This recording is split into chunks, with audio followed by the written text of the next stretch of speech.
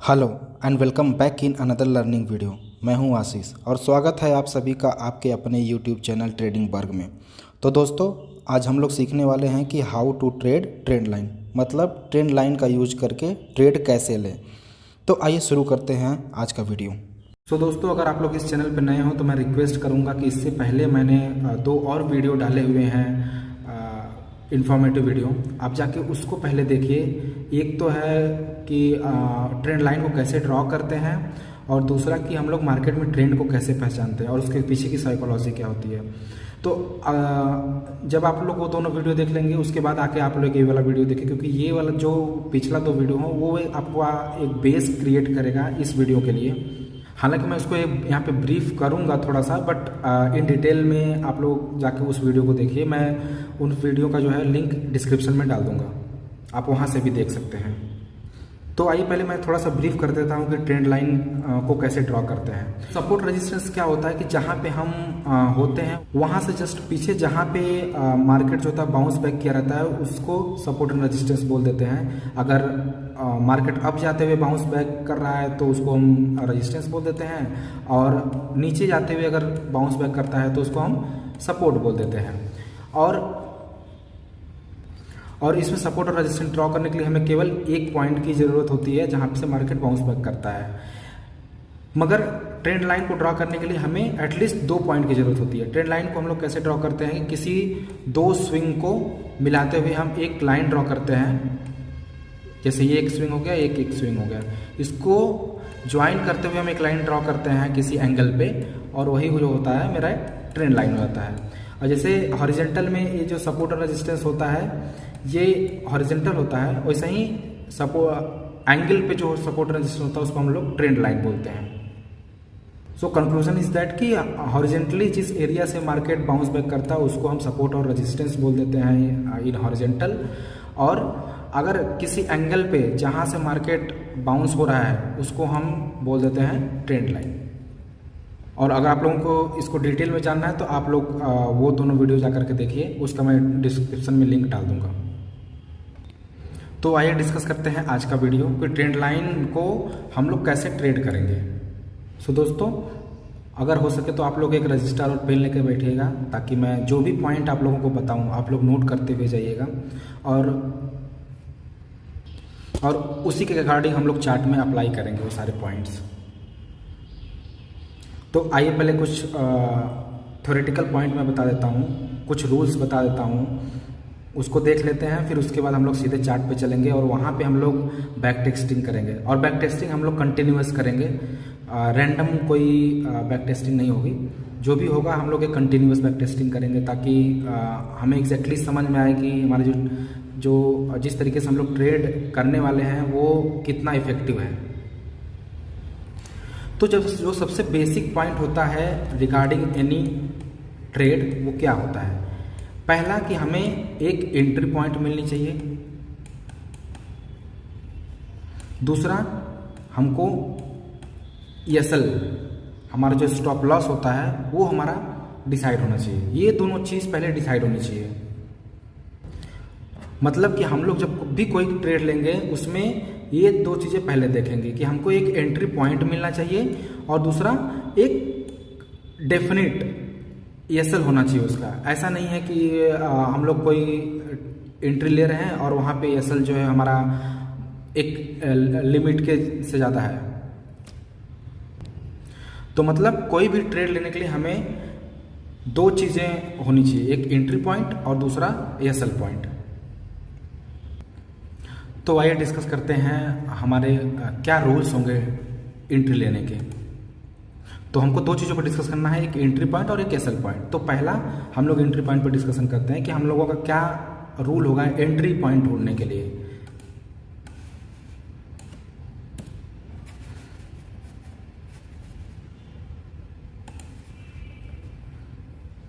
तो आप लोग साथ साथ में नोट करते जाइएगा। जो पहला पॉइंट होगा उसमें होगा एटलीस्ट हमारा जो 3 टच पॉइंट होने चाहिए।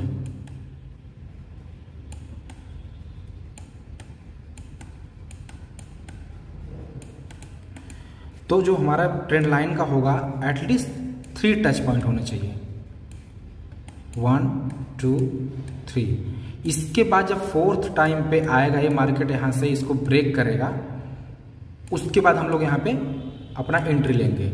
लेकिन उसके पहले 3 टच होना कंपलसरी है। अब ये भी मैं बता देता हूँ कि ऐसा क्यों है, क्योंकि हम लोग 2 टच पॉइंट ले करके हम लोग ड्रॉ करते हैं, बट ये ट्रेंड लाइन वैलिड है कि नहीं वैलिड है, ये अभी जब तक मार्केट यहाँ से आके रिवर्स नहीं करेगा तब तक ये ट्रेंड लाइन जो होगा वो वैलिड नहीं होगा। अगर मार्केट अगेन यहाँ पे आ करके इस पॉइंट से हमारा रिवर्स होता है, मतलब इसको as a resistance as a support treat करता है, तो ये जो ट्रेंड लाइन होगी ये वैलिड ट्रेंड लाइन होगी। तो हमें जो अपना ट्रेड लेने के लिए एक वैलिड ट्रेंड लाइन ढूंढना पड़ेगा। तो पहला पॉइंट ये हो गया कि हमें एटलीस्ट 3 टच चाहिए अपने ट्रेंड लाइन पे। तो पहला पॉइंट हो गया कि हमारे पास 3 टच पॉइंट होने चाहिए ब्रेकआउट से पहले। फिर दूसरा पॉइंट ये होगा, आप इसको पॉइंट कह लो, रूल कह लो, कुछ भी कह लो। तो दूसरा जो रूल होगा कि हम कैंडल के क्लोज होने पे ही ट्रेड इनिशिएट करेंगे। मतलब जो ब्रेकआउट कैंडल होगा हमारा, उसके क्लोजिंग पे ही हम लोग ट्रेड अपना इनिशिएट करेंगे। रुकिए मैं इसको सही से लिख देता हूँ ताकि ये क्लियरली दिखे। तो जो दूसरा रूल है कि जो हमारा ब्रेकआउट कैंडल है उसके क्लोज होने पर ही हम अपना ट्रेड इनिशिएट करेंगे, मीन्स वहाँ पे एंट्री लेंगे। तो यहाँ पे जो भी ब्रेकआउट कैंडल होगा वो क्लोज होने, आफ्टर क्लोजिंग ही हम अपना एंट्री लेंगे। अब तीसरा रूल क्या होगा? तीसरा रूल ये है कि जो ये ब्रेकआउट कैंडल है ये क्लोज हो रहा है तो ये स्ट्रांगली क्लोज होना चाहिए। आई मीन जो ब्रेकआउट कैंडल है वो स्ट्रांग ब्रेकआउट कैंडल होना चाहिए। इसको लिख देता हूं मैं यहाँ पे, स्ट्रांग ब्रेकआउट कैंडल। एक तो हम क्लोजिंग पे लेंगे, बट वो जो क्लोजिंग होनी चाहिए वो स्ट्रांग होनी चाहिए। ऐसा नहीं है कि वो जो हमारी जो ब्रेकआउट कैंडल है वो एक वीक कैंडल है। तो ये मैं जब कैंडल स्टिक का वीडियो कोई बनाऊंगा तो उसमें मैं आपको बताऊंगा कि ये स्ट्रांग और कैसे पहचानते हैं कि कोई कौन सा स्ट्रांग कैंडल है, कौन सा वीक कैंडल है। पर अभी के लिए आप समझ लीजिए कि वो अगर ऐसे क्लोज होता है उस पर कोई नीचे वीक नहीं होती है, और यदि हमारा अप में कोई ब्रेकआउट देता है तो अप में कोई वीक नहीं होती है या कोई एकदम स्मॉल वीक होती है, तो उसको हमें एज ए स्ट्रांग ट्रीट कर सकते हैं। तो हम लोग अभी तक 3 रूल पढ़ चुके हैं। पहला कि मिनिमम 3 टच होना चाहिए। दूसरा, हम लोग क्लोजिंग पे ही अपना जो है ट्रेड इनिशिएट करेंगे, और वो जो ब्रेकआउट कैंडल होनी चाहिए वो स्ट्रॉन्ग कैंडल होना चाहिए, उसकी क्लोजिंग जो होनी चाहिए वो स्ट्रॉन्ग क्लोजिंग होनी चाहिए। और चौथा सबसे इम्पोर्टेंट कि हम जिस भी डायरेक्शन में ट्रेड ले रहे हैं हमारा उस डायरेक्शन का प्राइस एक्शन बनना चाहिए। मतलब हम कभी भी जो ट्रेड है वो केवल ब्रेकआउट के बेस पे नहीं लेते हैं। इससे हमें केवल ये एक इंडिकेशन मिल जाता है कि हाँ यहाँ से नीचे जा सकता है, लेकिन ये जाएगा कि नहीं जाएगा इसका कंफर्मेशन कैसे होगा? ये कंफर्मेशन होगा उसके प्राइस एक्शन से होगा। और एक चीज मार्केट में कुछ भी कंफर्मेशन किसी भी चीज़ का नहीं होता है, बस प्रोबेबिलिटी होती है। तो हम लोग अपना प्रोबेबिलिटी इंक्रीज करने की कोशिश करेंगे। तो अगर ट्रेंड लाइन ब्रेकआउट के साथ प्राइस एक्शन हमारा उसी डायरेक्शन में होगा तो हमारा जो प्रोबेबिलिटी है ट्रेड का वो बढ़ जाएगी। तो जो चौथा पॉइंट होना चाहिए वो हमारा प्राइस एक्शन जो होना चाहिए वो सपोर्ट होना, प्राइस एक्शन का सपोर्ट होना चाहिए हमारा।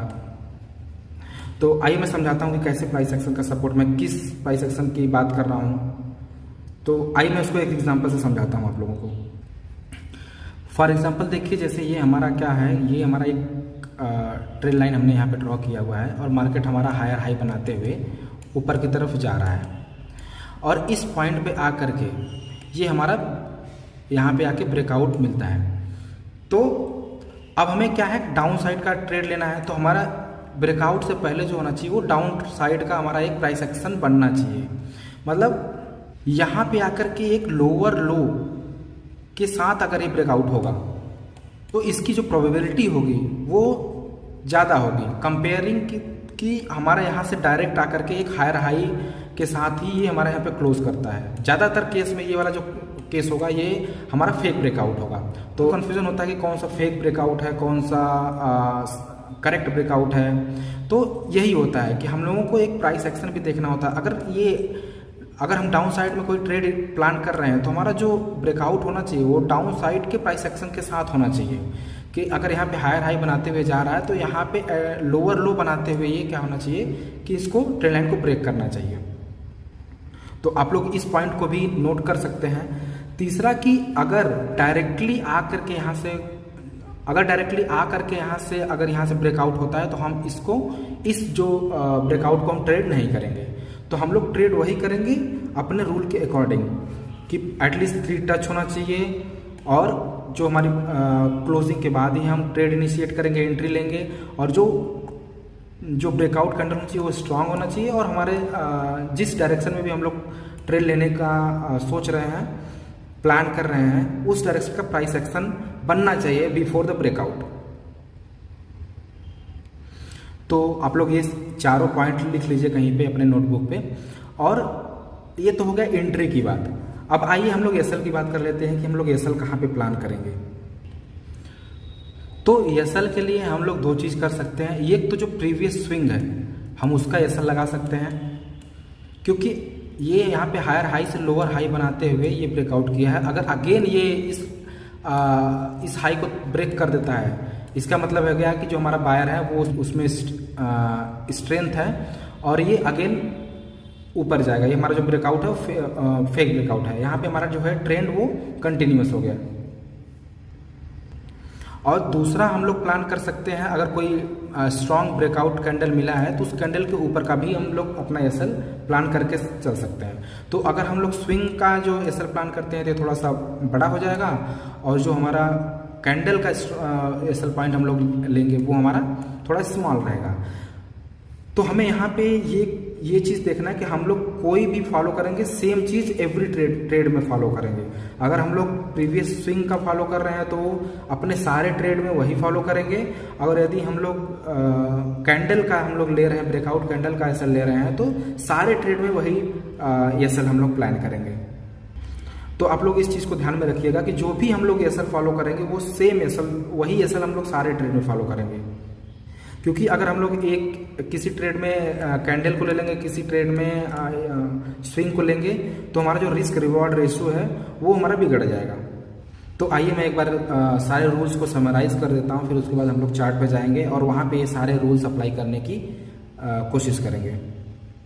तो जो हमारा पहला पॉइंट होगा कि हम लोग एटलीस्ट 3 टच पॉइंट के बाद ही अपना एंट्री प्लान करेंगे, उसके पहले कोई भी एंट्री प्लान नहीं करेंगे। अगर हमें ब्रेकआउट मिलता है तब भी नहीं, हम लोग अपने रूल पे स्टिक रहेंगे। दूसरा कि हमारी जो ब्रेकआउट कैंडल होनी चाहिए वो स्ट्रांगली क्लोज होनी चाहिए और आफ्टर क्लोज के बाद ही हम लोग एंट्री लेंगे। उसके पहले अगर रनिंग कैंडल में हम लोग कोई भी एंट्री नहीं लेंगे। आखिरी कि हम लोग जिस साइड का भी ट्रेड लेंगे, सपोज डाउन साइड का लेंगे, तो ब्रेकआउट से होने से पहले हमारा जो डाउन साइड का एक प्राइस एक्शन बनना चाहिए, एक लोअर हाई के साथ ब्रेकआउट होना चाहिए।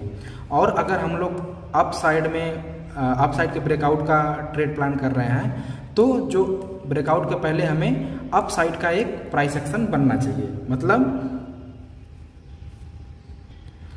जो ब्रेकआउट होना चाहिए वो हायर लो बनाते हुए होना चाहिए। एसएल जो होगा हम लोग ब्रेकआउट कैंडल का भी प्लान कर सकते हैं और नियरेस्ट स्विंग का भी कर सकते हैं। तो इसमें एक बात ये ध्यान रखने वाली है कि जो भी हम प्लान करेंगे उसको हम लोग हर अपने एवरी ट्रेड में जो होगा वही सेम एसएल हम लोग प्लान करेंगे। अगर हम लोग ब्रेकआउट कैंडल का एसएल लेना है तो सारे ट्रेड में हम लोग ब्रेकआउट कैंडल का ही लेंगे, और यदि स्विंग का ले रहे हैं तो सारे ट्रेड में स्विंग का ही लेंगे।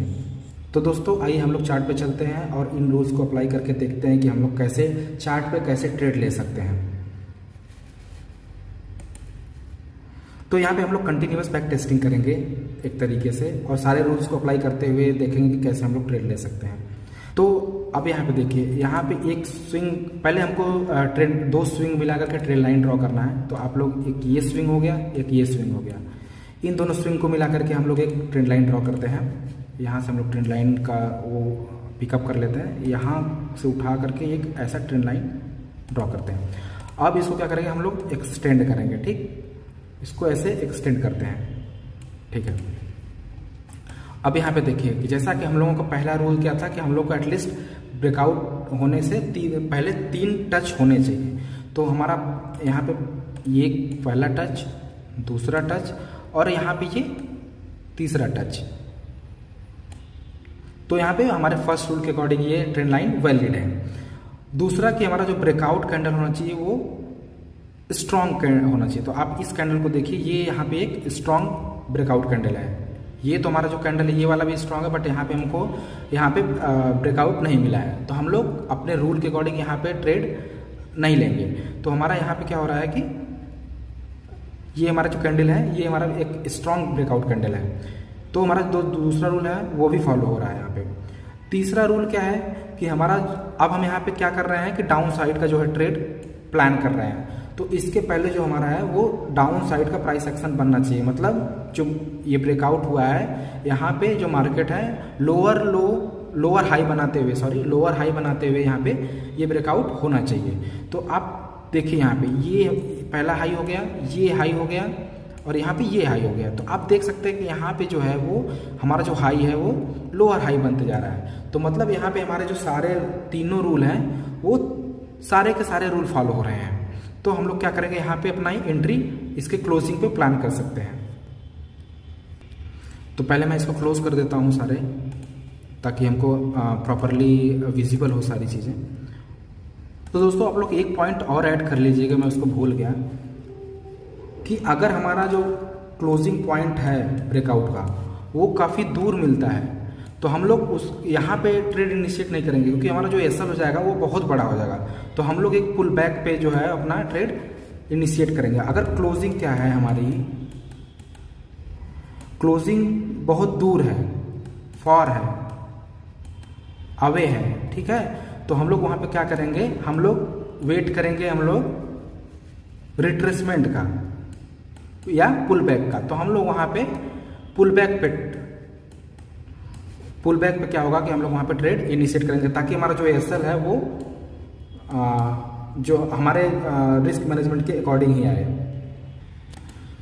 तो जैसे कि यहाँ पे हमारा जो क्लोजिंग है वो थोड़ा दूर हुआ है, तो हम लोग एक छोटे से पुल बैक पे भी अपना ट्रेड इनिशिएट कर सकते हैं। लेकिन अभी फिलहाल यहाँ के लिए चलिए अगर मैं क्लोजिंग पे भी ट्रेड ले लेता हूँ और यहाँ से नियरेस्ट स्विंग का जो हम लोग वो एसएल रखेंगे, तो हमें आराम से 1:1 का यहाँ पे जो है कि वो ट्रेड मिल जाएगा। हालांकि जनरली हम लोग 1:2 का प्लान करते हैं, बट यहाँ पे हम लोग अगर ट्रेड इनिशिएट करते भी हैं तो हमें लॉस नहीं होगा, हम लोग कुछ ना कुछ प्रॉफिट में ही यहाँ से निकलेंगे। चलिए और थोड़ा पीछे चलते हैं। हम लोग कंटिन्यूअस पीछे जाएंगे, ऐसा नहीं कि रैंडमली कोई चूज करेंगे।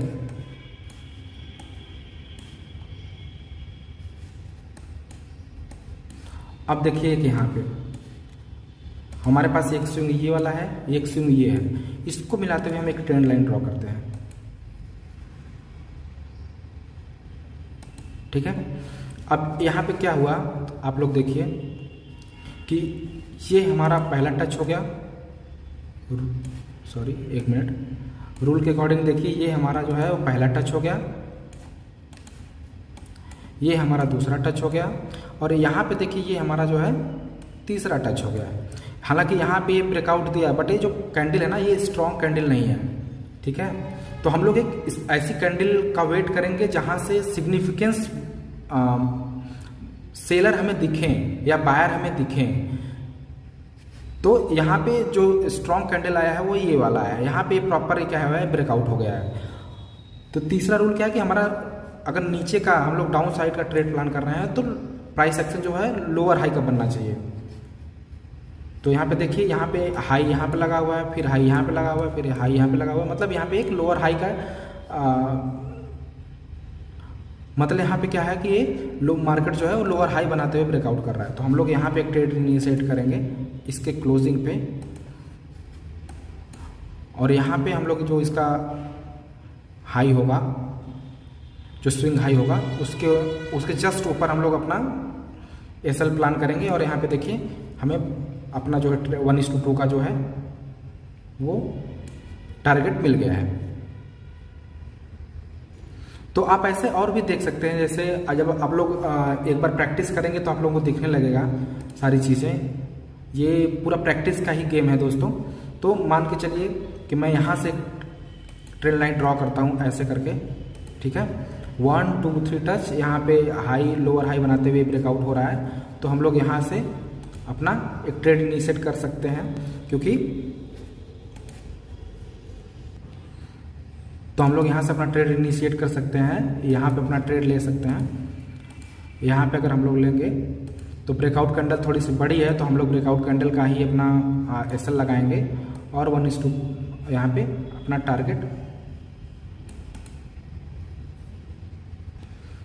और यहाँ पे हम लोग 1:2 का टारगेट सेट करके छोड़ सकते हैं। तो दोस्तों यहाँ पे देखिए कि ना हमारा टारगेट हिट हुआ है ना हमारा एसएल हिट हुआ है। तो हम लोग ऐसे बहुत सारे ऐसे केस आएंगे जहाँ पे हम लोगों का ना टारगेट हिट होगा ना हम लोगों का एसएल हिट होगा, तो हम लोग कॉस्ट टू कॉस्ट निकाल सकते हैं।